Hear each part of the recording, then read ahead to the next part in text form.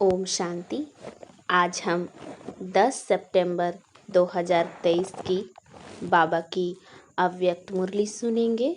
यह revise course है 4 दिसंबर 1995। मुरली का सार है, यथार्थ निश्चय के फाउंडेशन द्वारा संपूर्ण पवित्रता को धारण करो।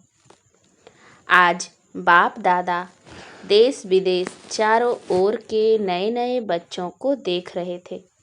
चाहे मधुवन में साकार रूप में आए हैं, चाहे आकार रूप में अपने अपने सेवा स्थान में आए हुए हैं, तो नयों नयों को देख बाप दादा सभी के निश्चय को देख रहे थे, क्योंकि निश्चय इस ब्राह्मण जीवन के संपन्नता का फाउंडेशन है और फाउंडेशन मजबूत है तो सहज और तीव्र गति से संपूर्णता तक पहुंचना निश्चित है।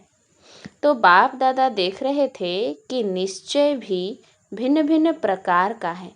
जो यथार्थ निश्चय है कि मैं परमात्मा बाप का बन गया, स्वयं को भी आत्म स्वरूप में जानना, मानना, चलना और बाप को भी जो है वैसे जानना, ये है यथार्थ निश्चय। दूसरा निश्चय है योग द्वारा थोड़े समय के लिए अशांति से शांति का अनुभव करते हैं और स्थान का शक्तिशाली शांत वायुमंडल आकर्षित करता है। वह ब्राह्मण परिवार, ब्राह्मण आत्माओं का आत्मिक प्यार और पवित्रता की जीवन का प्रभाव पड़ता है। कंपनी अच्छी लगती है। दुनिया के वायुमंडल के कॉन्ट्रास्ट में ये संग अच्छा लगता है। ज्ञान भी अच्छा, परिवार भी अच्छा, वायुमंडल भी अच्छा, तो वो अच्छा लगना उस फाउंडेशन के आधार पर चलते रहते हैं। ये है दूसरा नंबर।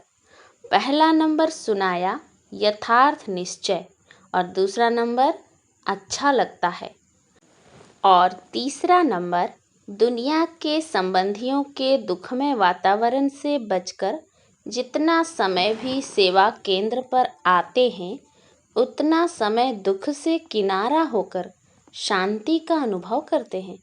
ज्ञान की गुह्यता में नहीं जाएंगे, लेकिन शांति की प्राप्ति के कारण कभी आते हैं और कभी नहीं भी आते हैं। लेकिन यथार्थ निश्चय बुद्धि विजयी होते हैं और देखा जाता है कि जब शुरू में आते हैं तो अशांति से तंग होते हैं, शांति के इच्छुक होते हैं। तो जैसे प्यासे को एक बूंद भी अगर पानी भी मिल जाए तो वो बहुत बड़ी बात अनुभव करता है। तो अप्राप्ति से प्राप्ति होती है। परिवार में, ज्ञान में, योग में, वायुमंडल में अंतर दिखाई देता है। तो पहला समय बहुत अच्छे उमंग उत्साह से चलते हैं, बहुत नशा रहता है, खुशी भी होती है। लेकिन अगर पहले नंबर के यथार्थ निश्चय का फाउंडेशन पक्का नहीं है, दूसरे या तीसरे नंबर का निश्चय है, तो धीरे धीरे जो शुरू की खुशी, शुरू का जोश है, उसमें फर्क आ जाता है।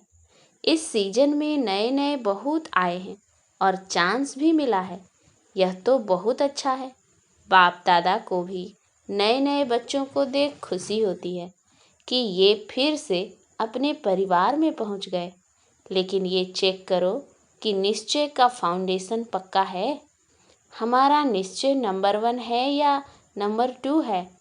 अगर नंबर 1 निश्चय है तो चलते चलते मुख्य पवित्रता धारण करने में मुश्किल नहीं लगेगा।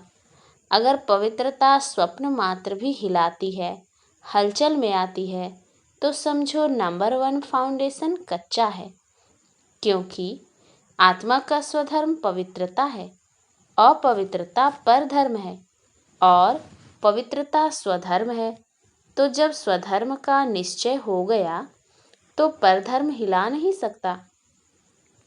कई बच्चे कहते हैं कि पहले तो बहुत अच्छे आते थे, अभी पता नहीं क्या हो गया। तो क्या हो जाता है कि बाप जो है, जैसा है वैसे अनुभव में नहीं लाते। अगर पूछेंगे कि बाप साथ है तो हाथ सब उठाएंगे, हाथ उठाना तो बहुत सहज है, लेकिन बाप साथ है तो बाप की पहली पहली जो महिमा करते हो कि वो सर्वशक्तिमान है, ये मानते हो या सिर्फ जानते हो? तो जब सर्वशक्तिमान बाप साथ है तो सर्वशक्तिमान के आगे अपवित्रता आ सकती है? नहीं आ सकती, लेकिन आती तो है। तो आती फिर कहाँ से है? कोई और जगह है। चोर लोग जो होते हैं वो अपना स्पेशल गेट बना लेते हैं, चोर गेट होता है। तो आपके पास भी छिपा हुआ चोर गेट तो नहीं है? चेक करो। नहीं तो माया आई कहाँ से? ऊपर से आ गई। अगर ऊपर से भी आ गई तो ऊपर ही खत्म हो जानी चाहिए। कोई छिपे हुए गेट से आती है जो आपको पता नहीं पड़ता है। तो चेक करो कि माया ने कोई चोर गेट तो नहीं बना कर रखा है। और गेट बनाती भी कैसे है मालूम है? आपके जो विशेष स्वभाव या संस्कार कमजोर होंगे ना, तो वही माया अपना गेट बना देती है। क्योंकि जब कोई भी स्वभाव या संस्कार कमजोर है तो आप कितना भी गेट बंद करो, लेकिन कमजोर गेट है तो माया तो जानी जाननहार है। उसको पता पड़ जाता है कि ये गेट कमजोर है, इससे रास्ता मिल सकता है, और मिलता भी है। चलते चलते अपवित्रता के संकल्प भी आते हैं, बोल भी होता, कर्म भी हो जाता है। तो गेट खुला हुआ है ना, तभी तो माया आई। फिर साथ कैसे हुआ? कहने में तो कहते हो कि सर्वशक्तिमान साथ है, तो ये कमजोरी फिर कहाँ से आई? कमजोरी रह सकती है? नहीं ना। तो क्यों रह जाती है? चाहे पवित्रता में कोई भी विकार हो, मानो लोभ है। लोभ सिर्फ खाने पीने का नहीं होता। कई समझते हैं हमारे में पहनने, खाने या रहने का ऐसा तो कोई आकर्षण नहीं है। जो मिलता है, जो बनता है, उसमें चलते हैं। लेकिन जैसे आगे बढ़ते हैं तो माया लोभ भी रॉयल और सूक्ष्म रूप में लाती है। वो रॉयल लोभ क्या है? चाहे स्टूडेंट हो चाहे टीचर हो, माया दोनों में रॉयल लोभ लाने का फुल पुरुषार्थ करती है। मानो स्टूडेंट है, बहुत अच्छा, निश्चय बुद्धि, सेवाधारी है, सब में अच्छा है। लेकिन जब आगे बढ़ते हैं तो ये रॉयल लोभ आता है कि मैं इतना कुछ करता हूँ, सब तरह से मददगार हूँ, तन से, मन से, धन से, और जिस समय चाहिए उस समय सेवा में हाजिर हो जाता हूँ। फिर भी मेरा नाम कभी भी टीचर वर्णन नहीं करती कि ये जिज्ञासु बहुत अच्छा है। अगर मानो ये भी नहीं आवे तो फिर दूसरा रूप क्या होता है? अच्छा, नाम ले भी लिया तो नाम सुनते सुनते मैं ही हूँ, मैं ही करता हूँ, मैं ही कर सकता हूँ, वो अभिमान के रूप में आ जाएगा। या बहुत काम करके आए और किसी ने आपको पूछा भी नहीं, एक गिलास पानी भी नहीं पिलाया, देखा ही नहीं, अपने आराम में या अपने काम में बिजी रहे, तो ये भी आता है कि करो भी और पूछे भी कोई नहीं। तो करना ही क्या है? करना या ना करना एक ही बात है। पूछने वाला तो कोई है ही नहीं। इससे आराम से घर में बैठो, जब होगा तब सेवा करेंगे। तो ये भिन्न भिन्न प्रकार का विकारों का रॉयल रूप आता है। और एक भी विकार आ गया ना, मानो लोभ नहीं आया लेकिन अभिमान आ गया, या अपने मानने तक का हमारी मान्यता हो उसका भान आ गया, तो जहाँ एक विकार होता है वहाँ उनके चार साथी छिपे हुए रूप में होते हैं। और एक को आपने चांस दे दिया तो वो छिपे हुए जो हैं वो भी समय प्रमाण अपना चांस लेते रहते हैं। फिर कहते हैं कि पहले जैसा नशा अभी नहीं है, पहले बहुत अच्छा था, पहले अवस्था बड़ी अच्छी थी, अभी पता नहीं क्या हो गया है। माया चोर गेट से आ गई, ये है पता, ये नहीं कहो पता नहीं। और टीचर को भी आता है। टीचर को क्या चाहिए? सेंटर अच्छा हो, कपड़े भले कैसे भी हो, लेकिन सेंटर थोड़ा रहने लायक तो अच्छा हो, और जो साथी हो वो अच्छे हो, स्टूडेंट अच्छे हो, बाबा की भंडारी अच्छी हो। अगर अच्छा स्टूडेंट चेंज हो जाए तो दिल थोड़ा धड़कती है। फिर समझते हैं कि क्या करें, ये मददगार था ना, अभी वो चला गया। मददगार जिज्ञासु था व बाप है, तो उस समय कौन दिखाई देता है, जिज्ञासु या बाप? तो ये रॉयल माया फाउंडेशन को हिलाने की कोशिश करती है। अगर आपको निश्चय है सर्वशक्तिमान साथ है, तो बाप किसी न किसी को निमित्त बना ही देता है। कई फिर सोचते हैं हमें कम से कम एक बार आबू की कॉन्फ्रेंस में या किसी बड़ी कॉन्फ्रेंस में चांस मिलना चाहिए। चलो और नहीं, योग शिविर तो करा लें, ये भी तो चांस होना चाहिए ना। चलो भाषण नहीं करें, स्टेज पर तो आवे। आखिर विनाश हो जाएगा, क्या विनाश तक भी हमारा नंबर नहीं आएगा? नंबर तो आना चाहिए ना। लेकिन पहले भी बाप दादा ने सुनाया कि अगर योग्य हैं, चांस मिलता है तो खुशी से करो। लेकिन ये संकल्प करना कि हमें चांस मिलना चाहिए, यह भी मांगना है। चाहिए चाहिए ये है रॉयल मांगना। ये होना चाहिए, ये हमें पहचानते नहीं हैं। दादी दीदियाँ भी सभी को पहचानती नहीं हैं। जो आगे आते हैं उसको आगे कर लेते हैं। तो ये संकल्प आना, यह भी एक सूक्ष्म मांगना है। लेकिन बाप दादा ने सुना दिया है कि मानो आप स्टेज पर आ गई या आपकी कोई भी विशेषता के कारण योग नहीं भी है, अवस्था इतनी अच्छी नहीं है, लेकिन बोल में, कैचिंग पावर में विशेषता है, तो चांस मिल जाता है। क्योंकि किसी की वाणी में मिठास होता है, स्पष्टता होती है और कैचिंग पावर होती है, तो यहाँ के वहाँ के मिसाल वगैरह कैच करके सुनाते हैं, इसीलिए उन्हों का नाम भी हो जाता है। कौन चाहिए? फलानी चाहिए। कौन आवे? फलानी आवे। चाहे योग में कच्ची भी हो, तो इस पर नंबर फाइनल नहीं होने हैं।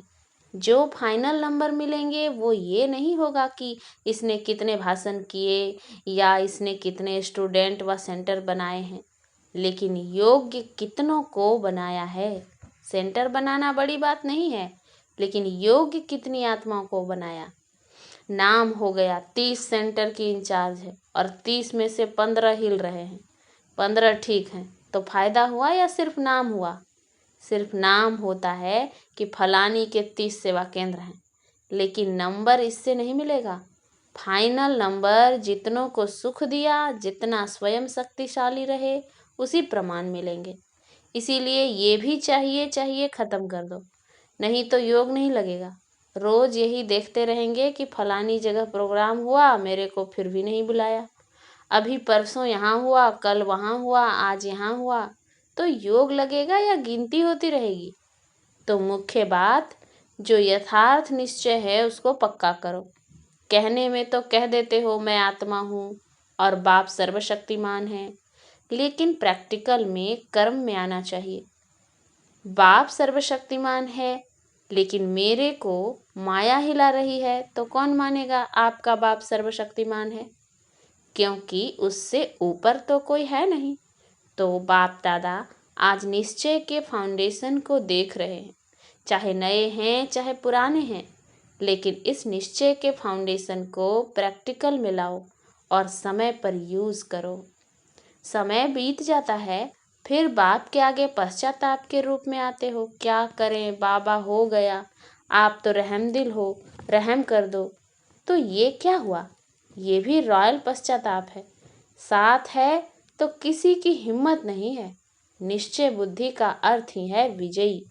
अगर कोई हिसाब किताब आता भी है तो मन को नहीं हिलाओ, स्थिति को नीचे ऊपर नहीं करो। चलो आया और फट से उसको दूर से ही खत्म कर दो। अभी योद्धे नहीं बनो। कई अभी निरंतर योगी नहीं हैं, कुछ समय योगी हैं और कुछ समय युद्ध करने वाले योद्धे हैं। लेकिन अपने को कहलाते क्या हो, योद्धे कि योगी? कहलाते तो सहज योगी हो। तो नए जो भी आते हैं उनको बाप दादा फिर से भाग्य प्राप्त करने की मुबारक देते हैं, लेकिन मुबारक के साथ ये चेक भी करना कि फाउंडेशन नंबर 1 है या नंबर 2 का है। कई कहते हैं ज्ञान योग बहुत अच्छा लगता है। अच्छा है वो तो ठीक है, लेकिन कर्म में लाते हो। ज्ञान माना आत्मा, परमात्मा, ड्रामा, यह कहना नहीं। ज्ञान का अर्थ है समझ। समझदार जैसा समय होता है वैसे समझदारी से सदा सफल होता है। कभी भी देखो जीवन में दुख आते हैं तो क्या सोचते हो? पता नहीं, मुझे यह क्यों नहीं समझ में आया, यही कहेंगे। तो समझदार हो, ज्ञानी हो, बोलो हाँ या ना। तो किसी ने कहा हाँ जी। हाँ तो बहुत अच्छी बोलते हो। समझदार की निशानी है कभी धोखा नहीं खाना। ये है ज्ञानी की निशानी। और योगी की निशानी है सदा क्लीन और क्लियर बुद्धि। क्लीन भी हो और क्लियर भी हो। योगी कभी नहीं कहेगा पता नहीं पता नहीं। उनकी बुद्धि सदा ही क्लियर है। और धारणा स्वरूप की निशानी है सदा स्वयं में डबल लाइट। कितनी भी जिम्मेवारी हो, लेकिन धारणा मूर्त सदा डबल लाइट। चाहे मेला हो चाहे झमेला हो, दोनों में डबल लाइट। और सेवाधारी की निशानी है सदा निमित्त और निर्माण भाव। तो ये सभी अपने में चेक करो। कहने में तो सभी कहते हो ना कि चारों ही सब्जेक्ट के गॉडली स्टूडेंट हैं, तो निशानी दिखाई देनी चाहिए। तो नए नए क्या करेंगे? अपने निश्चय को और पक्का करना। नहीं तो फिर क्या होता है, 2 साल चलेंगे, 3 साल चलेंगे, फिर वापस पुरानी दुनिया में चले जाएंगे। और फिर जो वापस जाते हैं वो उस दुनिया में भी सेट नहीं हो सकते हैं। न इस दुनिया के रहते न उस दुनिया के। इसीलिए अपना फाउंडेशन बहुत पक्का करो। अनुभव करो, सर्वशक्तिमान बाप साथ है। बस एक बात भी अनुभव किया तो उसमें पास हो जाएंगे।